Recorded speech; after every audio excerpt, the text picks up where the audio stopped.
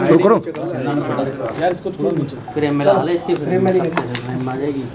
ठीक है अध्यक्ष जी, आज मुरादाबाद है और क्योंकि उपचुनाव होना है 10 सीटों पर लगातार, किस तरह की तैयारी रहने? भारतीय जनता पार्टी अपना हमारा जो संगठन महापर्व है 2024, हम लोग अभी गांव-गांव जाकर सभी बूथों पर सदस्यता कर रहे हैं।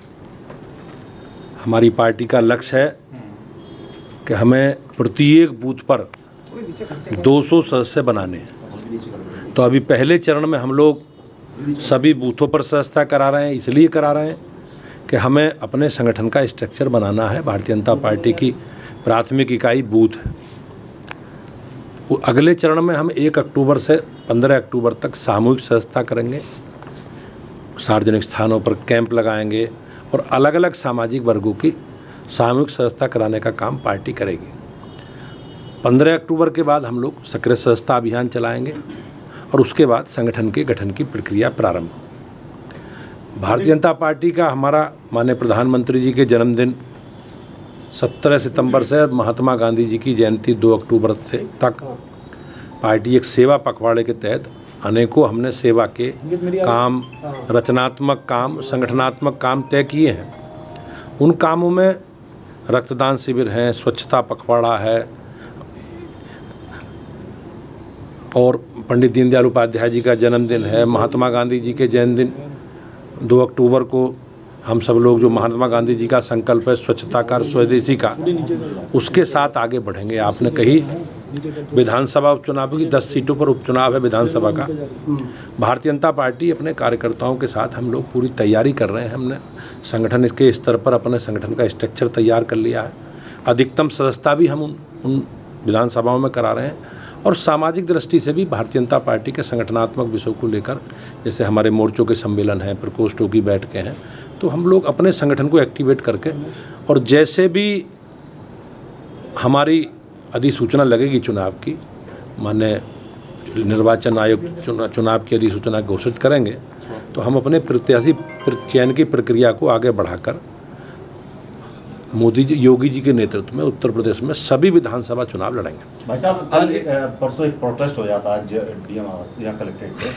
उन्होंने जो पूर्व विधायक हैं रिजवान, उन्होंने बहुत बड़ा आरोप लगाया है कि वोट काटे जा रहे हैं। वो कह रहे हैं हम जिंदा हैं, वोट काटे, लेकिन एडमिनिस्ट्रेशन ने उसको नकार दिया है, उनको गलत साबित कर दिया।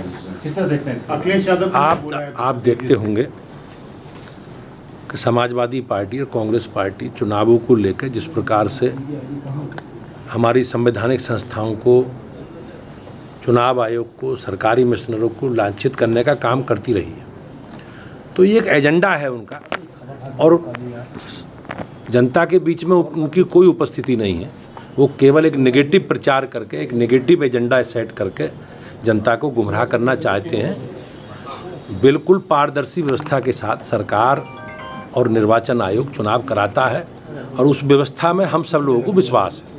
पूर्व विधायक के बेटे की खुद की 2 वोट सामने आई। पूर्व विधायक हाजी रिजवान की बात कर रहा हूँ, उवैस और नाजिर 200 नाम से जो आइडेंटिफाई हो गई है, वो किस तरह कार्रवाई बनती है? निश्चित रूप से जो व्यवस्था है हमारे कानून में, उसमें व्यवस्था के अनुसार कार्रवाई होगी। लेकिन मैंने जिस प्रकार से कहा कि उनका माइंड सेट है और वो माइंड सेट में चुनाव जीतेंगे। अभी समाज जिस प्रकार के परिणाम लोकसभा के आए, आपने उनके बयान सुने होंगे, लेकिन उपचुनावों को लेकर भी और जो भी चुनाव होंगे उनका एक एजेंडा सेट है, नेगेटिव एजेंडा।